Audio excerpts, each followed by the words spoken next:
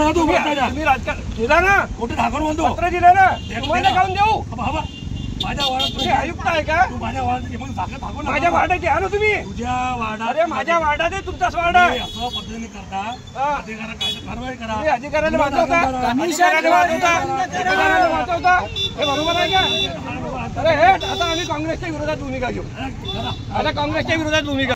आज आम्ही बागला चौक ते राजीव गांधी अभियांत्रिकी महाविद्यालयापर्यंतच्या वादग्रस्त दुभाजकाच्या विरोधात हे दुभाजकाचे काम रद्द करण्यात यावे, दोषी कंत्राटदारांची अधिकाऱ्याची चौकशी करण्यात यावी व रस्त्याचे काम सुरू करण्यात यावे या जनतेच्या मागणीसाठी, कारण की जनतेला 40 वर्षापासून या ठिकाणी चांगल्या रस्त्याची प्रतीक्षा आहे, या मागणीसाठी आम्ही आंदोलन करत असताना अचानकपणे आमच्या महानगरपालिकेचे माजी नगरसेवक सन्माननीय श्री नंदू नागरकर साहेब त्या ठिकाणी उपस्थित झाले आणि त्यांनी आंदोलकांना एक प्रकारे धमकावण्याच्या सुरात सांगितले की हा माझा वार्ड आहे, तुम्ही माझ्या वार्डात आले कसे, तुम्ही आंदोलन कसे करत आहात, तुम्ही मला पत्र का दिले नाही.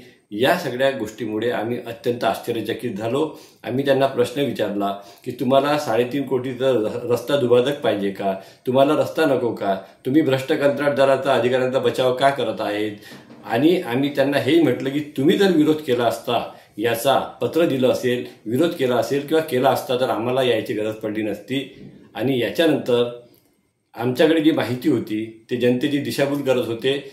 तो वार्डही त्यांचा नाही आहे, ते महाकाली प्रभाग क्रमांक 12चे माजी नगरसेवक आहेत आणि हे दुभाजक 98% याचं काम जे आहे 98% या दुभाजकाचे काम हे पठाणपुरा प्रभाग क्रमांक 14 मध्ये आहे. अशावेळी नागरकर यांनी हे सगळं करण्याच्या मागचा हेतू काय, ते भ्रष्ट अधिकाऱ्याचे किंवा भ्रष्ट कंत्राटदाराचे एजंट असल्यासारखे त्या ठिकाणी का उपस्थित झाले, हा प्रश्न निर्माण होतो. आणि त्यामुळे तुम्ही त्यांच्यासोबत माझी जी चर्चा झाली त्याचा व्हिडिओ या ठिकाणी, चर्चा म्हणण्यापेक्षा वाद झाला, त्याचा व्हिडिओ या ठिकाणी आहे, तो व्हिडिओ तुम्ही नक्की पहा.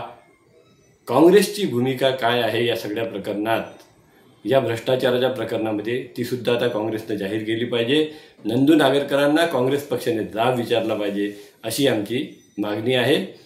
कोणीही आडवा आला तरी चंद्रपूरच्या जनतेला महानगरपालिकेतल्या पैशाची, जी चंद्रपूरच्या जनतेच्या टॅक्समधून तो पैसा जातो, त्याची लूट कोणालाही करू देणार नाही आणि पारदर्शक कारभार महानगरपालिकेत आल्याशिवाय आम्ही स्वस्थ बसणार नाही, हा आमचा शब्द आहे.